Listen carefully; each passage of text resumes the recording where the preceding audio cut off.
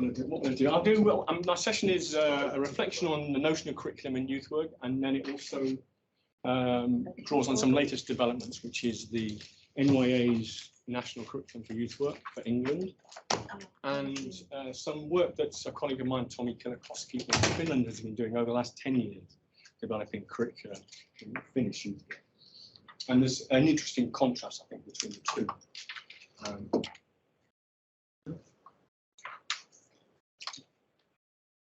Okay, so for some of you, maybe for many of you, the notion of curriculum in youth work might be a little strange. That's something for schools. That's not something for youth work.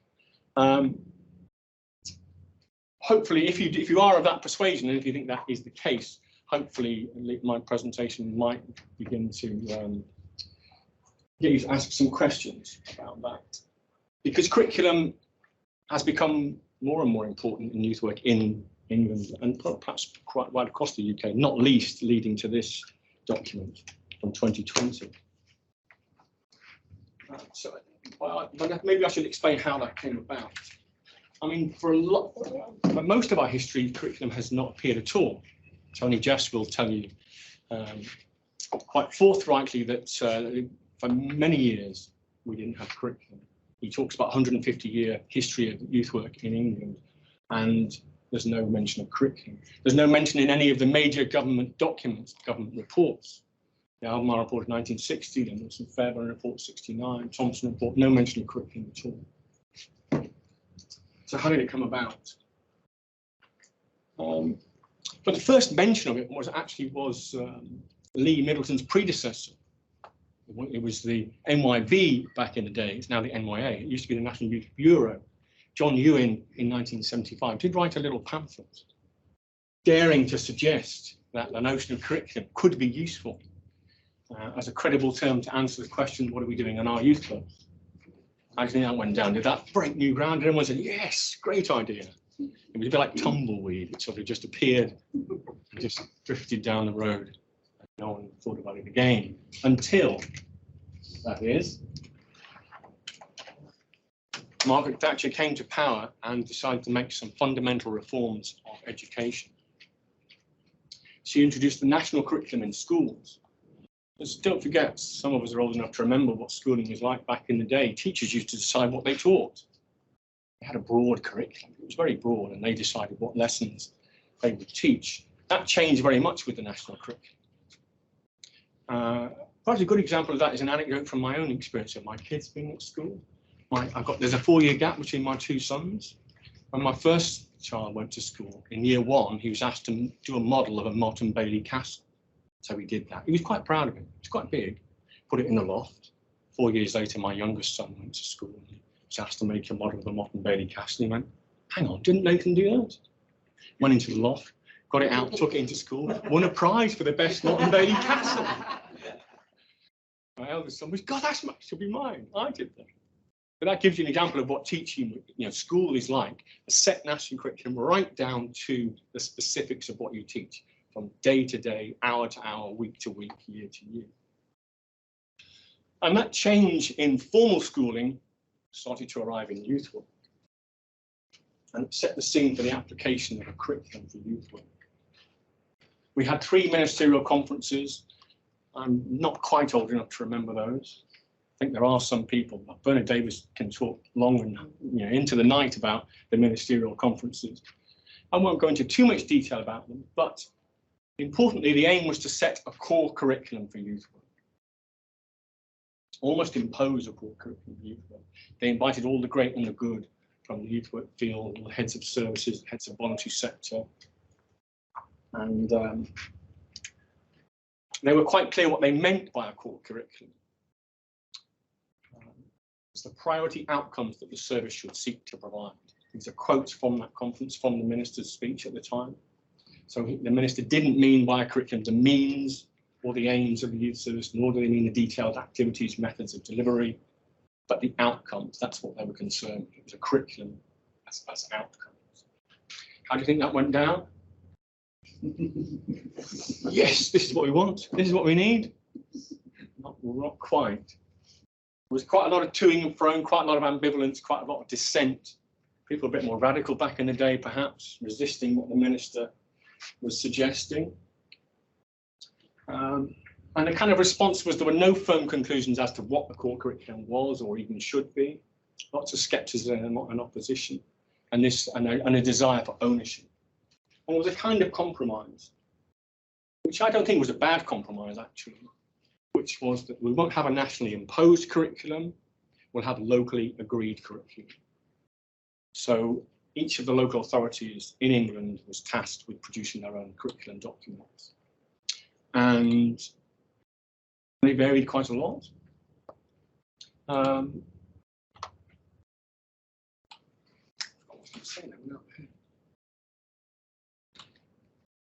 But importantly, I guess, the notion of curriculum, and Bernard Davies makes this point in a paper around 2005, that we perhaps had an implicit curriculum before, and this was now made explicit. And interestingly, Ingram and Newman did some research just before the ministerial conferences, actually, as an action research project with 3 local authorities in the northwest of England around what would a curriculum look like. And people didn't say, well, what's a curriculum? When they were asked to just use the word and use the term and apply it to their own practice, they came up with, you know, the sort of stuff we think about as youth work. Experiential learning, for example, was a key feature. So the term itself is not necessarily problematic, but it's what we mean by curriculum is really important, and how we apply it and how it coheres with youth work practice is really critical. I think what's interesting, I was a bit of a curriculum geek for a while, perhaps maybe I still am. I did a review of as many curriculum documents as I could find across England, and they were hugely diverse, almost like chalk and cheese. Some of them very good, some of them not so good.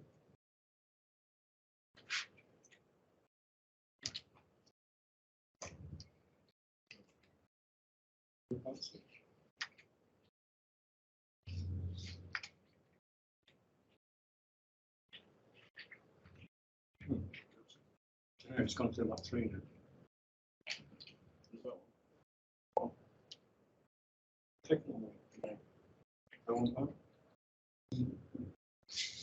Lost the thread completely. Part of the reason why some are good and some are not so good is that some reflect particular theories actually of curriculum, some reflect others. So I think what theory helps us do is it helps us understand and reflect on what we mean by curriculum. I'm just going through this. I tend to use Vic Kelly. There are a number of different ways of conceptualizing curriculum, but I think Kelly is the most useful from the youth work context, and he makes this distinction between 3 types of curriculum, 3 curriculum theories. Curriculum as content, curriculum as product, and curriculum as process. I'll just talk about those briefly. Curriculum as content is the traditional notion of curriculum as a syllabus. The transmission of content, Howard this morning talked about. We're not there to fill up empty vessels. That's the theory of curriculum as content. It emphasises the delivery by the teacher. You know, the teacher asking pupils to construct a modern Bailey castle, and pupils are very passive in that process. The idea of filling up empty vessels. So that's problematic for youth work. We don't have a syllabus, do we? But I don't think it's the case that we can't make some of our content clear. And so the solution to that, and that's something that the MYA have followed through in their curriculum, is the idea of content areas or themes, broad categories that cover the kind of conversations we're going to have with young people. This is curriculum from back in the day, Nottingham City Council 2003. So they produced 8 broad areas of curriculum content: inclusion, personal development, citizenship, environment, creative expression, sports and venture, families and relationships, health and well-being. And that was quite common in the documents that I reviewed. Curriculum themes, content areas was quite a common way of resolving the problem of trying to make your content clear, but not being specific enough to make it into a syllabus. The second theory, I think, is more problematic for youth work. This is the kind of thing that the minister at the time was trying to impose on youth work, a curriculum that is only concerned with outcomes. It's all about outcomes. And outcomes at the outset of your educational encounter. So it's about preset learning objectives. It's setting objectives for what it is you're going to do. I remember in a project I was involved in many years ago, the officer inspector coming to inspect our session, and the first question he asked everybody before he inspected every session was, what are the young people learning tonight? As if we set a plan, you know, we're just going to implement that plan. I might have some ideas about what they might learn, but actually I want to meet them first. How's it going? What, you know, what's been happening in your week so far? What, you know, or something happened last week that I need to pick up on, perhaps. Or I might have something planned. There might have been some bullying going on. You want to address that in some way, some creative means. So we might have some idea of outcomes, but that certainly can't be preset in any way related to objectives. And this is a kind of crude model of what that theory of curriculum would look like. You know, you set the objective before the young people, you deliver a session based on that content, and you can measure the outcome. It's very instrumental. Lee's predecessor, Tom Wiley, in the earlier version of curriculum in 2003, I think made that mistake. If you look at the model they produced, it was bordering on a product curriculum.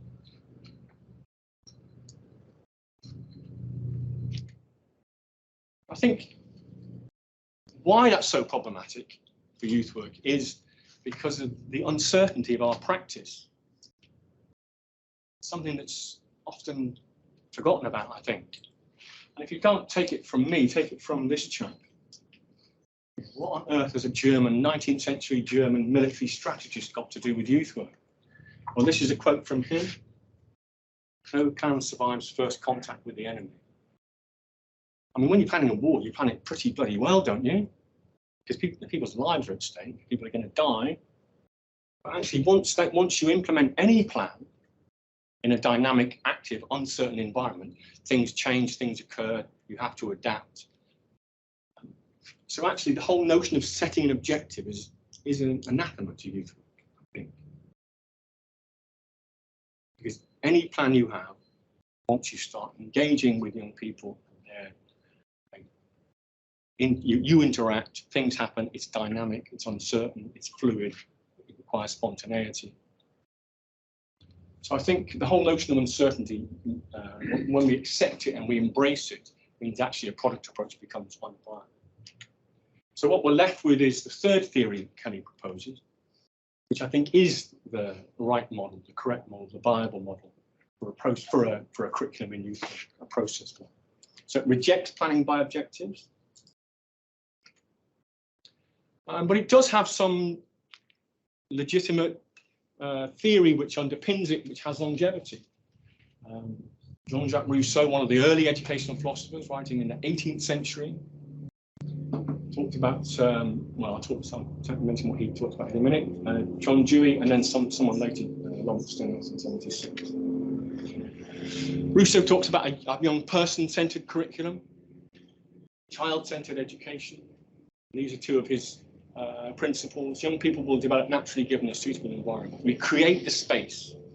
We create a place where young people are accepted and express themselves, have a voice, have ownership, are participating, and out of that environment, things occur. It naturally develops. The role of the teacher is to enable learning rather than to instill learning, which is another of Rousseau's principles. So that whole notion of young person-centered education is critical, I think, to how we think about curriculum.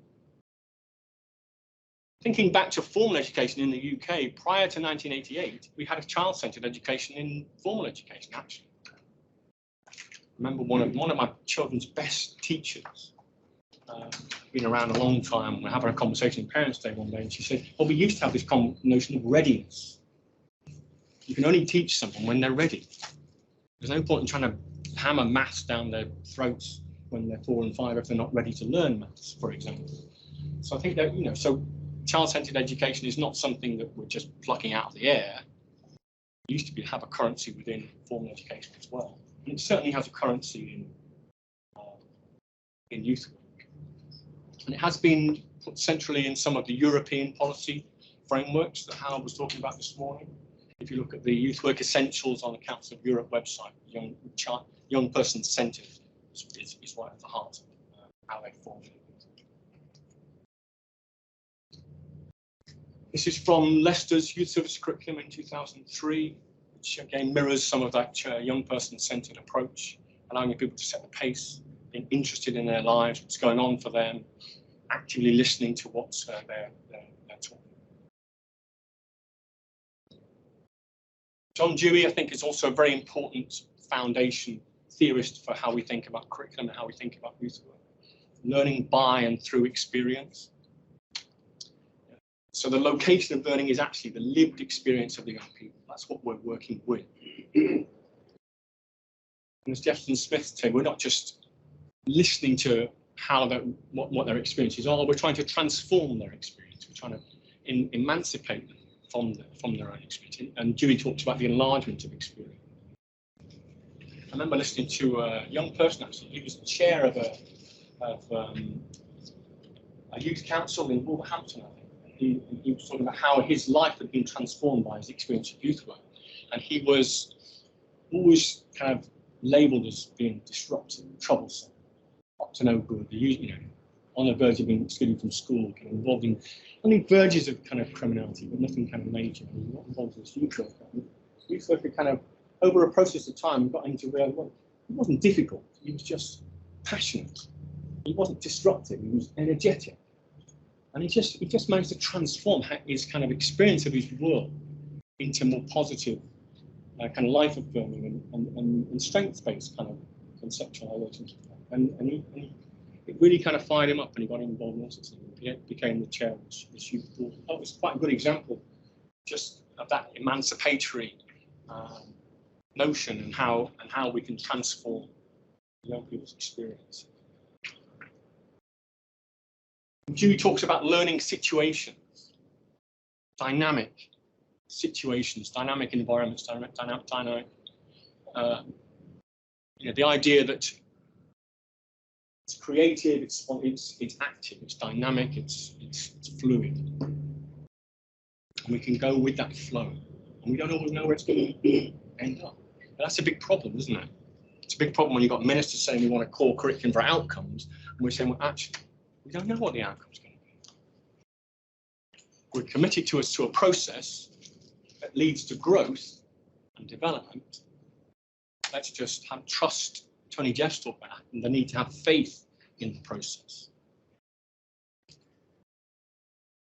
And in some of the documents, many of them use David Cole's application of Dewey. I won't go into it. I mean, there is a critique of this, but in essence, it's not half bad. It does locate experience centrally in how we think about learning, emotional reflection on learning. And then lastly, Lawrence Stenhouse, who was an educational philosopher in the UK in the 80s. He died prematurely, but he did write quite a lot about the process-based curriculum.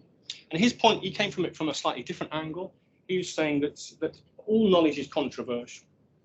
All knowledge has controversy, has different viewpoints. So actually, you can't teach the endpoint because there are different endpoints. You can only teach the process by which someone can come to their own understanding and come to their own endpoint. So that was his basis for a process-based curriculum. So he's saying it isn't a question, we can be clear about what we're doing in that process.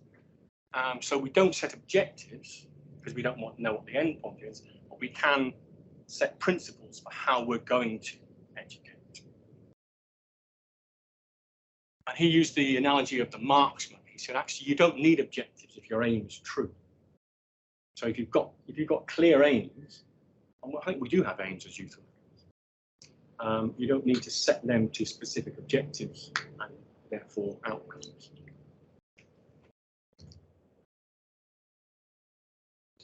And we can youth work curriculum has key principles. We've got key youth work principles. Bernard Davis has got a manifesto with 9 principles for youth work, and they are good starting points for a guide for the process. Youth work starts where young people are at, seeks to tip the balance of power in young people's favour. Senhouse also talks about the importance of questions. And somebody's had maybe not. It occurred to me recently when I was reflecting on this that I haven't given this enough currency actually. That and Senhouse, I look back at some of Senhouse's work, and he talks about how you educate people around the issue of racism, and the importance of asking critical questions. And I reflected back on a curriculum produced by the Isle of Wight in 2000.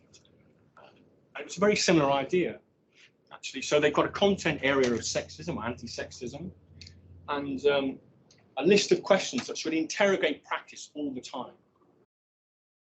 So how sexist am I as a youth worker? Do I collude with sexism? What do I do to challenge sexist attitudes, assumptions, language, and behaviour of colleagues and people? If you're always doing that, then you're always working in an anti-sexist way. The process of youth work will always be informed by anti-sexism. And you could have, I was talking to Lee just before about how actually we can start thinking about the content of this in a more questioning way. So it's not about things we're trying to achieve, it's key questions we're trying to address. So I think it's an important way of thinking about this process. So what does this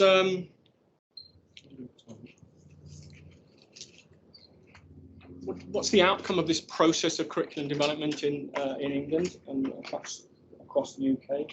I mean, I should perhaps say to some of you not UK based, Wales, Northern Ireland and Scotland went down the route of a national curriculum earlier than the UK. They didn't devolve curriculum to local authorities, they did produce frameworks. And I think what this process did was it enabled youth workers and organisations to set and agree their local priorities. And that wasn't just a paper exercise. I remember in the 90s talking to an officer in West Sussex, and he said once they got anti-racism into their curriculum, really empowered them to do anti-racist youth work. The councillors couldn't say, why are you doing that? It's in our curriculum. So they weren't empty documents, they did have power, they did have currency. So it enabled people to communicate, articulate, and empower their practice. I think I've just, yeah. So I've talked a little bit about this, and now I'll just introduce this again and talk a little bit about it, and then talk about what's happened in Finland and draw some brief parallels and then open it up for discussion. So in 2020, the National Youth Agency got a grant from DCMS, the Department for Culture, Media and Sport in the UK government, to produce national youth work curriculum. I've had a debate with Lee and some of the people involved in the production of national curriculum. I don't think it's perfect. I think it does the job. I think once I was reflecting on the difference in what we do here and what we do in Finland, I think the policy context is really important to understand this document. If youth work is under pressure, it's hanging on by its fingernails. It almost slipped off the cliff at one stage. I think the NYA. Yeah. We got a. Yeah, it's just lawnmowers. That's too long, like, that seems to be around your hands, actually.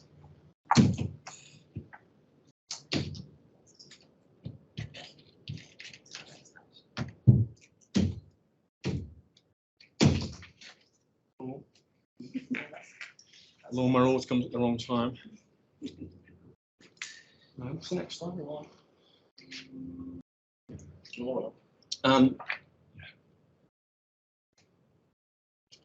So it's 35 pages long. There's quite a lot of introductory explanatory work around, so it expresses some of the key elements of youth work that have historical currency, like the cornerstones, the values and principles, and such like. It does embrace process. There are 2 pages of the document which do talk about process. What I slide which talks about. Let me just find the page of that. So it talks about young people. Youth work places young people at the centre of practice. All young people are full of potential and spirit and enterprise. It mentions the importance of trust, creating a safe environment, voluntary participation. So there's a lot that coheres with how we think about youth work, I think. One of the potential problems of it is quite a lot about content. There's about 11 pages of content. This is a framework that sits at the heart of it, if you like. And then has a number of pages which explain some of those. So there it is on page 14 and then up to page 25. So it's like, you know, a good chunk of the document is this is the content. And the danger perhaps is those people who don't understand youth work maybe gloss over the process a bit, think, okay, this is the stuff you're going to teach them. You're going to set some objectives about how they're going to learn about arts and culture, or you're going to have a lesson plan for what skills they're going to develop. So there's a potential danger for misinterpretation, if you like.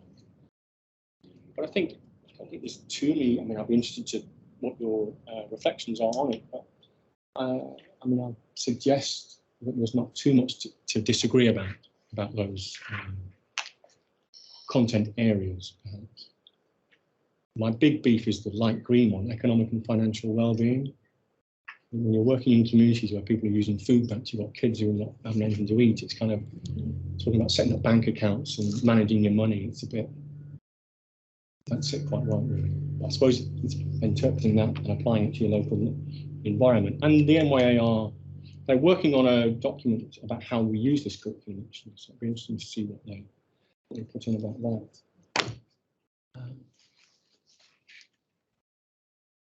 So there is, it was a, oh, just go back, yeah, one more. So yeah, so I think when we're thinking about a national curriculum, you know, does it make sense to specify the needs of young people on a national level? I think that is a kind of conflict, a bit of a dilemma. And the balance over content over process is perhaps problematic. I think I annoyed Lee a little bit involved in the production of this. And then a couple of months later, I did a critique in policy. So I felt like if I'm going to be associated with this, I need to say exactly what I feel about it. I read about it there. But I think you have to see this national curriculum in the policy context in the UK of 10 years of austerity funding. And you know, we used to be firmly placed in the Ministry of Education, and then we got put in what Tony Jeffs calls the dustbin department of the cabinet office for a while. We came out of the cabinet office, out of the dustbin into the Department for Culture, Media and Sport. You know, we're not in education either. So having a curriculum kind of puts our educational principles firmly in that, if you like. But what Tommy's done in Finland, I think, is interesting and does offer this very different approach, where he worked over a 10-year period with a number of different municipalities, democratically deciding on what a curriculum should be and should look like in localities. And it did vary across them. For example, in the municipality of Kokkola in the north of Finland, they had a cultural youth that was really important. Arts-based youth work, music-based youth work. They didn't go down the route of content, interestingly. They did have a commitment to process. And what he came up with was a slightly different way of thinking about curriculum, which was, he used this term, forms of work. It comes from the work of Stephen Kemmis, looking at kind of architectures of practice, how educational architectures are formulated. And this idea of forms was a way that they began to think about the best way to talk about and express their practice. This is from a recent one from Helsinki. This is probably the largest youth service in the world, 400 full-time employees, budget of 33 million euros. It's kind of, if you're a youth worker and you die and go reincarnated, you're going to come back as a Helsinki youth worker. These are the 4 forms of work that they think expresses what they are doing in Helsinki youth work with their 33 million euros. Enhancing the agency of the young person, community work, encouraging youth participation in activism, and advocating young people's rights and influencing their living condition. I think what's just for one minute. I think what's what's interesting about Helsinki is they're not under the pressures that we are. Youth work's just valued. The young people's rights are embedded in their society. Young people are equal members of society. So there isn't the same pressure, there isn't the same context. But he equally said that it allows them to create ownership and an expression of their practice. They do work with stakeholders who don't fully understand what they do.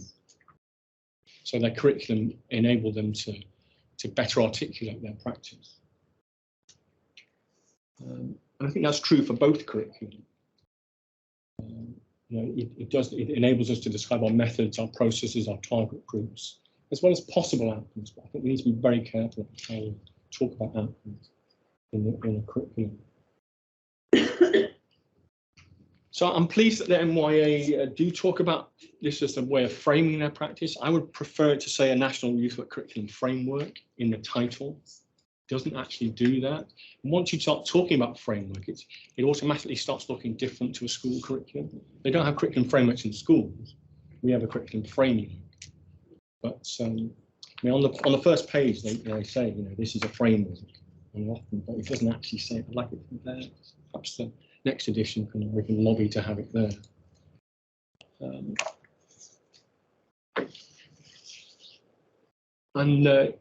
It must articulate and express the process at its heart. And they're definitely not set curriculum. So I think the questions that some of the latest developments have reflected is the advantages of doing local versus national, which you might want to reflect on, but also the idea of whether it's reflects what you actually do, whether it's in any way aspiration and sort of sets future direction. And I think that's a key tension as well. Like the example of the anti-racist youth work in West Sussex back in the day, and that was kind of an aspirational. Sort of, they moved into that area, that they wanted to do that area, they weren't able to do that area, getting in the curriculum enabled them to do it. So I suppose that's aspiration versus reflect. Yeah, Tommy's very clear about this is an authentic expression of what we do as youth workers. So it's kind of what it is here and now, and nothing more. So I think that's also an interesting question. Oh, yeah, is it? Yeah. Not too bad. Not too bad. Thank you very much. I'll be very interested to hear your questions and thoughts and comments. Hello, thank Callum for saying those. I really enjoyed that. I have so much to talk to you about later. I thought it was really great. I also really like the idea of framework, and I was thinking about early years, because early years is in school, it's a perception, and it's under attack, baseline testing, baby PISA, but there is spaces within school where you do child-centred curriculum, and there is scopes, but they're also on the periphery because people don't understand it. Yeah. So I think it's about creating language that moves beyond very neoliberal ideas of success. There's a reason that Helsinki could do what it does. It's a social democratic policy environment. I wonder if new administrations, when they come in the UK, should there be an election, will open up new ways of thinking and new languages to talk about success. So I'm kind of thinking forward, because obviously we've been under the cosh for a number of years. Do you have hope for the future? And how would you negotiate curriculum in a new, differently orientated policy context? Just a small question. My hope for the future is going less and less, and more pledges Keir Starmer U-turns on. But it can't be any worse than what we've got. Well, I think he might be Rishi Sunak with a red tie, to be honest. But we have to have hope. We have to have hope. I think this is this is a good achievement, and it does give us a platform from which to build. I'd like to see some, maybe in terms of curriculum, I'd like to maybe see the creation of local interpretations of learning. You know, what does it look like in your locality? And then it starts to initiate conversations with stakeholders in localities about what curriculum might look like, and then expressing the needs of young people in that as well. So what's not on there as one of the questions or dilemmas is actually very few people have involved young people in production. We put out a local initiative that actually engages young people about what are the priorities in their area. I was just going to say that, and in terms of that previous question, in a sense, surely, I mean, I think there is an issue, obviously, we're focusing on two political parties, because that's the system that we've really got here. But it's almost like rising above that and articulating what youth work is, what the process of youth work is. I mean, I think I kind of thought a lot about what you said about products and stuff, because I think we quite often fall into that trap of saying, oh, this is what you do, and writing down what we're doing in this particular session. And actually you forget the kind of bigger context that you might be aiming for, which is about the development of young people in their communities, young people in the world, self-determined and all that. So if you were going to answer your previous question in a different way, the involvement of young people in all of that is very key, and in the development of curriculum, and also in the development of the discussion actually with politicians, because those young people are future and becoming and ongoing voters, and I think all of that is something to play with as well in this context. Sorry, Tim, I think you had something. Thanks, John. Thanks for your session. Very stimulating, interesting as always. I wonder if you might sort of step out of the UK context for a little bit for those of us that are from the continent. And hopefully this isn't going to end up in an abstract philosophical conversation about education. It seems to me that, you know, beyond the UK, we're often still arguing about the pedagogical underpinnings of this work. So there's a sort of push for issue-based work or sort of clinical responses. You know, we need to have counselling, therapeutic responses, and so on. So there's this, you know, often we're still arguing, if you like, to assert youth work as a pedagogical practice, it's education, before we even get to a curriculum in many other parts of the Commonwealth. Now, I note that the Big Six have just put out the youth orgs have just put out a statement on youth work as non-formal education, which is good, I think, for this helping us assert the fact that youth work is pedagogical practice, amongst other things.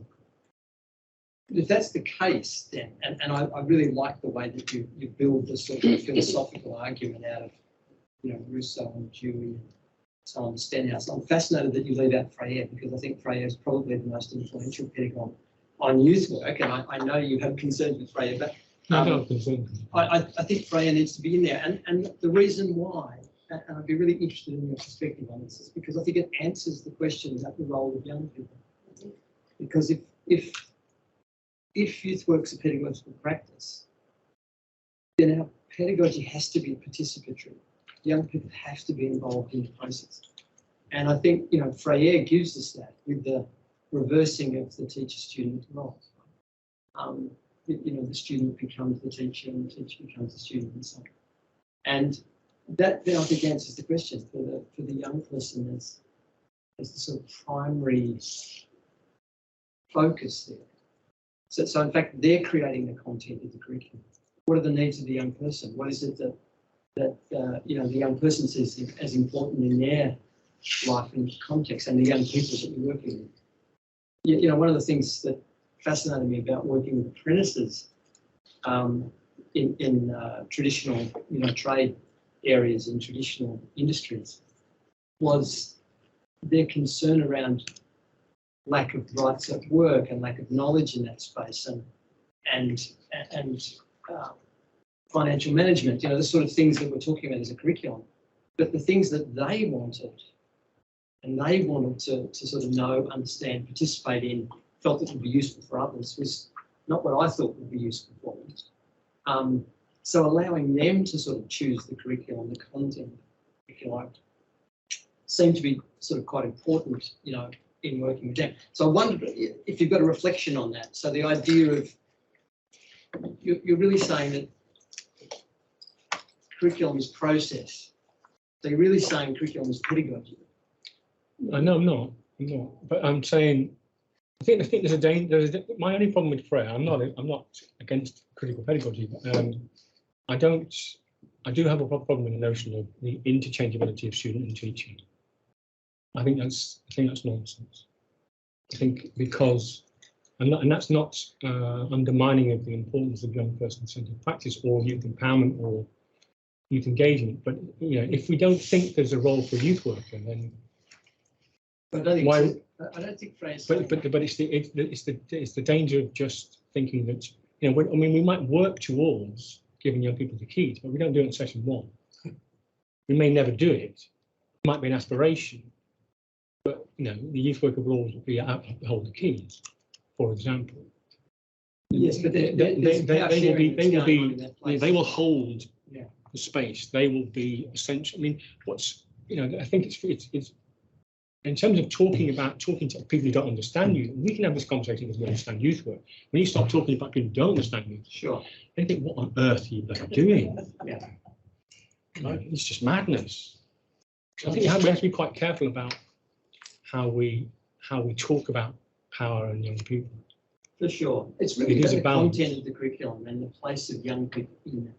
Really. Yeah, but I still determining think a youth worker and youth workers and youth organisations we're not just going native and just chucking money at young people. I mean, Helsinki do it, I think, more as good as anyone else in the world in terms of youth empowerment. 25% of their 33 million euros is decided by young people through a process called routing, which translates roughly as gunpowder.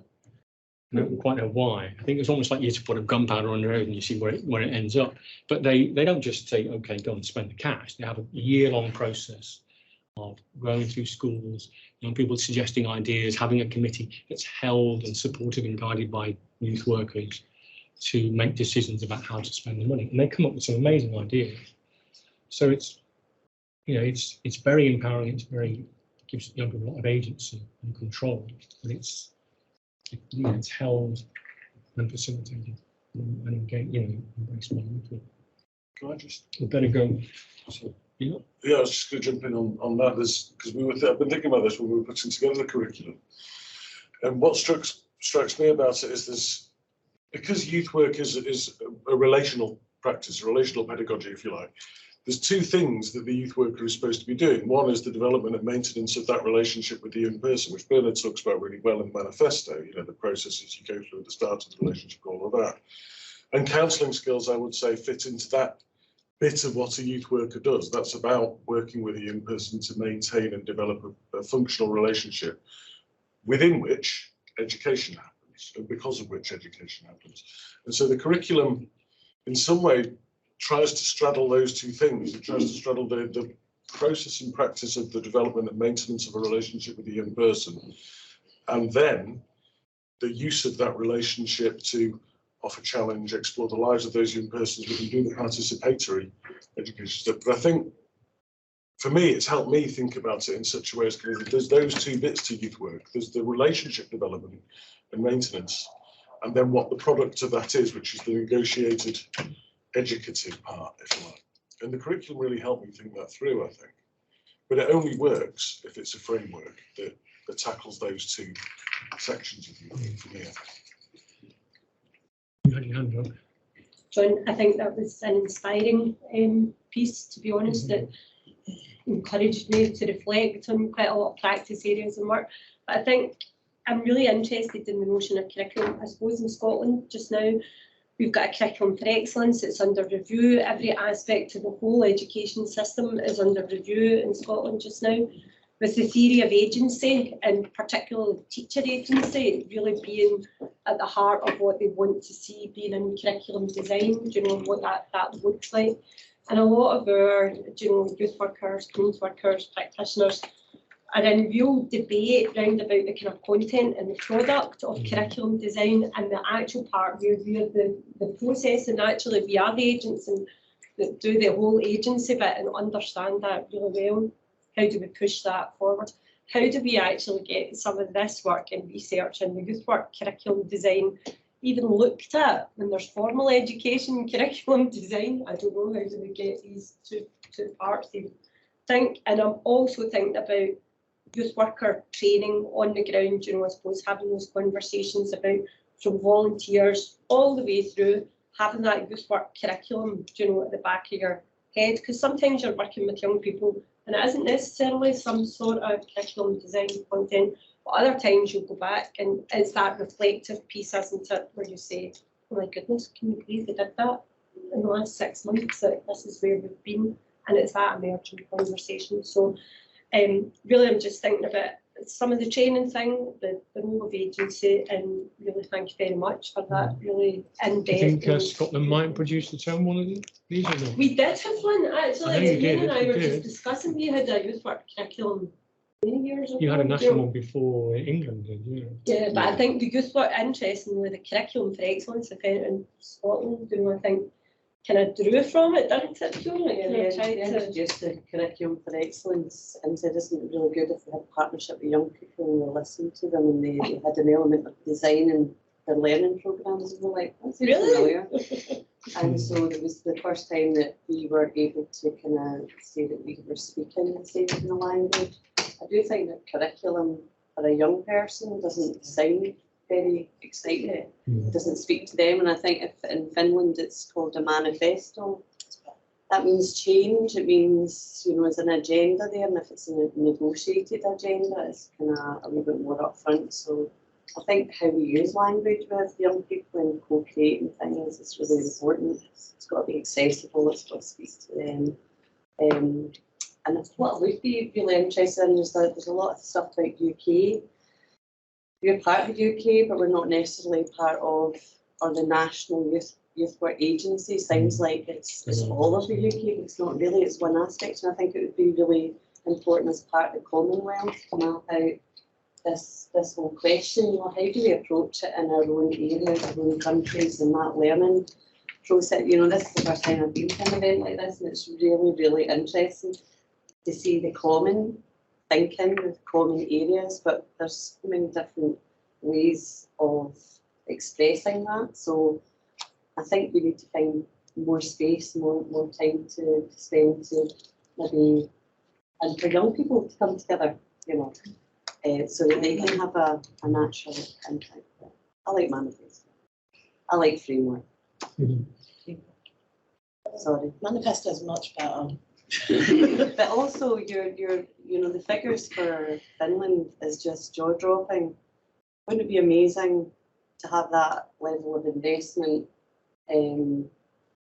What would you do with that amount of money, that amount of, for young people to come into youth work as a sector, as a professional, as a career? It would be amazing.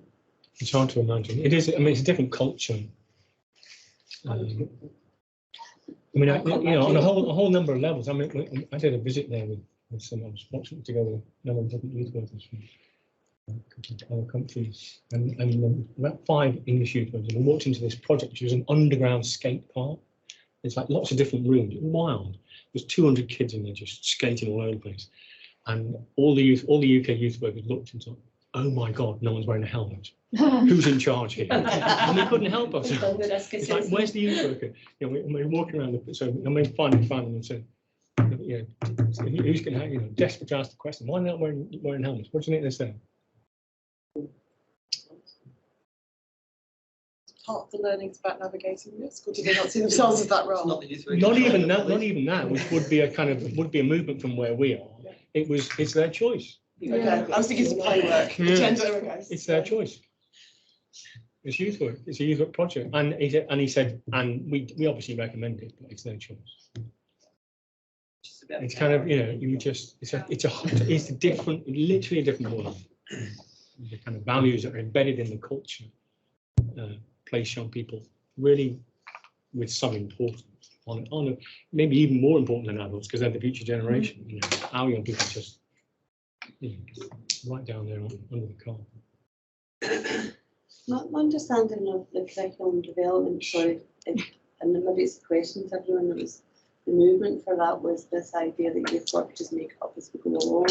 And it was an antithesis, an answer to teachers who have a set plan, there's a learning intention, there is an outcome. So, and I think the idea of trying to build something which is structured is to say we do have thinking behind what we do. There is an intention, but it's not the same as social work, so education, formal education. Yeah. John, I'm aware that you have to go, but I just wanted to quickly. I'm very fortunate to be sat around the table with John when we first sort of talking about this document and the conception, and it was an incredible experience. And one of the things, so when I did that, I actually worked. I was the CEO of a national youth work organisation. I came at it from that perspective, and I needed it I needed the support and framework to garner future interest in sort of funding, and to absolutely create a parity between my organisation and those kind of formal educators that are out there in the field. And I came at it from a very front-facing practitioner viewpoint. I've since joined the NYA, and I've spent the last year working on market engagement around the youth work curriculum, and actually a large majority of my time has been spent on accessibility to the curriculum, around language and how we are able to get this curriculum to speak to everybody. And I think one of the key things here is trying to identify the audience for the curriculum is very difficult, because the audience changes, and actually it would almost be like you would need a document, an individual document for each audience that you're trying to write that for, whether it be a commissioner funder, whether it be, you know, for and with young people, whether it's for frontline practitioners, policy makers, you know, like a curriculum will play a different part in all of those conversations. But I think the key to that particular document there is, and John, you mentioned this right at the start, was the fact that this is a dynamic environment, and a dynamic environment demands a starting point. And for me, that's what that document was. It was the case that the sector, and again, I'll say as a practitioner, the sector was crying out for something. We need something to help us have those conversations. Now we need to develop it, and we need to work on it, and that's exactly what it's there to do. So hopefully we can continue those conversations, and 100% really want to follow up the working across the UK and across the Commonwealth to make sure we get this, as you know, we need to get those global conversations happening here to make sure that we're all coming from a single perspective if we can. But thank you, John. I'm also wondering, do you know, how much of it is about playing the game? Do you know, as you're saying, in terms of, do you know, I know you don't have Ofsted inspections down here, but we certainly, our youth work services are inspected by His Majesty inspectors of education, come and check the good work.